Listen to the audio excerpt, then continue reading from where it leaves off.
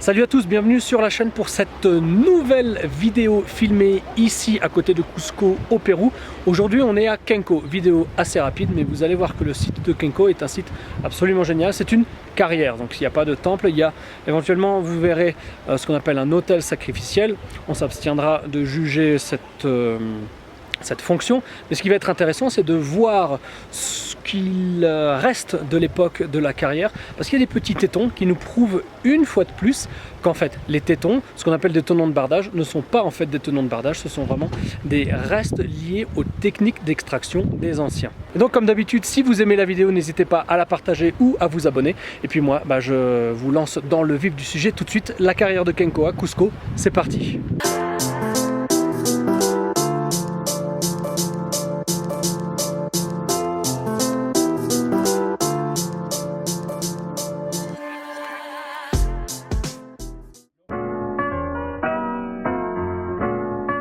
C'est plein de passion que notre groupe pose ses mirettes sur les restes de la carrière de Kenco.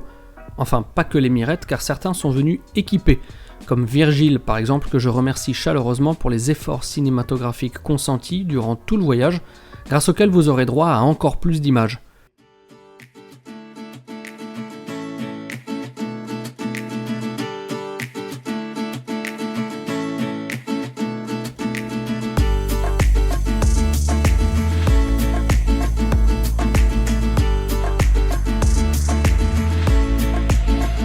La découverte de la carrière de Kenco que je vous propose aujourd'hui commence par l'exploration des galeries taillées dans la roche-mère utilisées pour l'extraction. Galeries qui, comme vous le constatez sur ces images, sont relativement étroites, parfois si étroites que l'on se demande quelles étaient les techniques d'extraction employées compte tenu du manque de recul contraint par la disposition du site.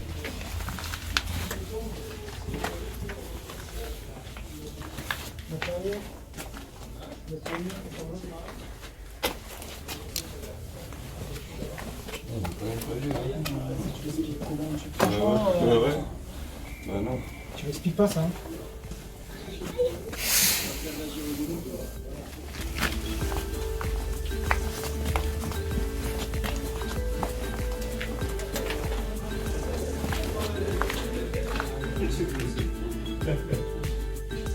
Dans cette caverne, il y a deux autres.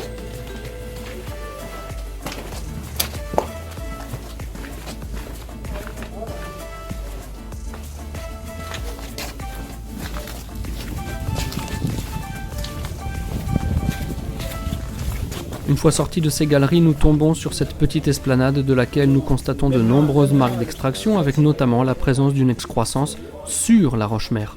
Souvent appelée tenon de bardage, d'autres fois simplement élément décoratif symbolisant supposément le style Inca, ces excroissances semblent plutôt, comme je l'avais mentionné dans d'autres vidéos précédentes, être des restes des techniques d'extraction. Ouais, c'est la même chose.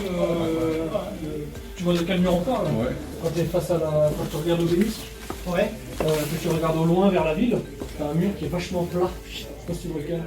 Tu vois, c'est la même chose, il y a le même enfoncement. Ouais, non, c'est là, c'est ça. Ah ouais. Et on est clairement face en fait. Tu vois, c'est. Ah ouais. De retour au cœur de la roche, nous nous arrêtons devant ce que l'on dit être un autel sacrificiel. Qu'il s'agisse de réemploi ou non, nous avons là un passage incontournable du site.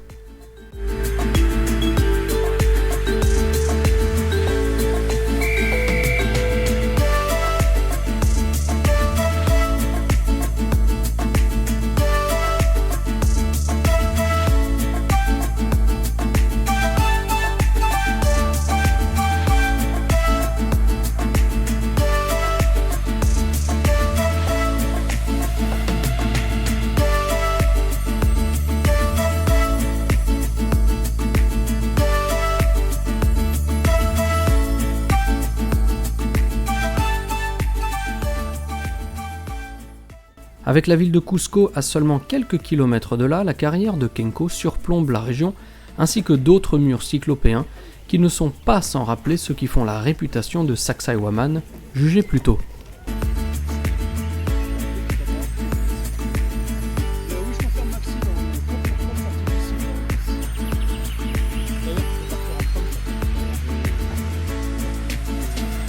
là, tu peux partir maintenant. Ouais, mais je pense que ça.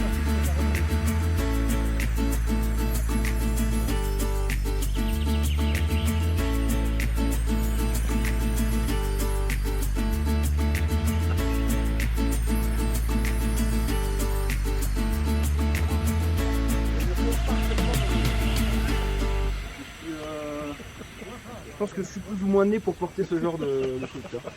C'est un peu ma destinée, tu vois ce que je veux dire?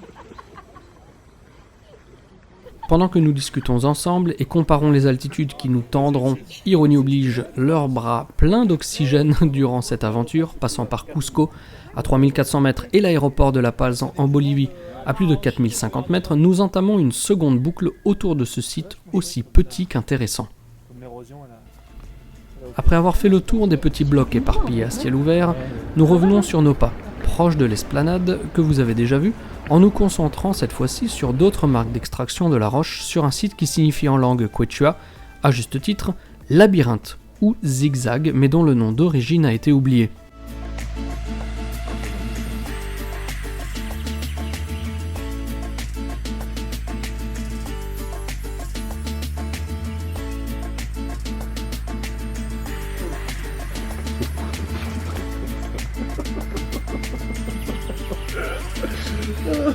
Les hypothèses concernant l'utilisation réelle du site sont assez variées.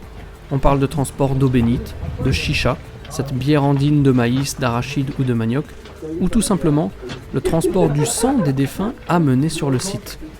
Toutes les trois hypothèses indiquent que Kenko était utilisé pour les rituels funestes liés à l'embaumement des corps ou pour déterminer si une personne avait mené une bonne vie en suivant le cours suivi par le liquide.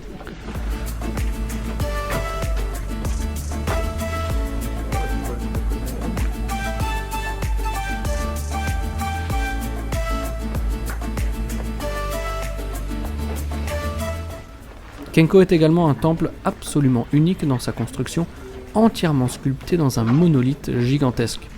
Étendu sur une colline, le temple est taillé dans la roche et épouse parfaitement les tunnels artificiels.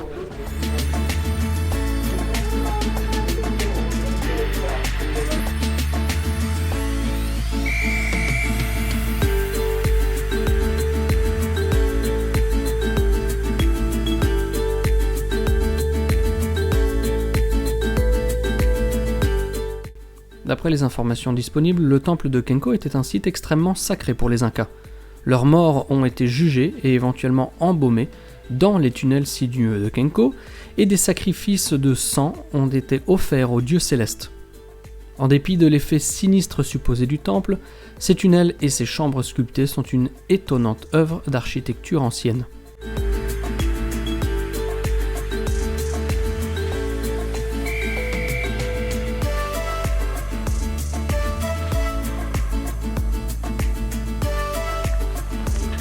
En voyant l'intégralité du site, tout en acceptant la fonction Inca, faisant de ce lieu un passage de transition entre la vie et la mort, doublé d'un observatoire astronomique, il semble évident qu'il fut un temps une carrière de laquelle le calcaire était extrait 80 millions d'années après sa formation.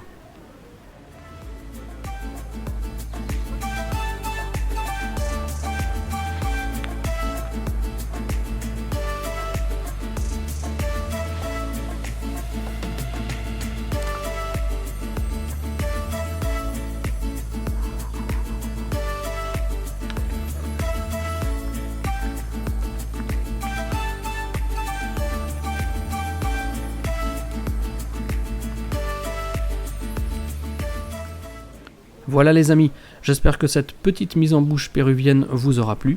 De mon côté, je vais me replonger illico presto dans les vidéos ramenées du dernier voyage afin de les trier, de les classer et de vous les partager au plus vite sur la chaîne.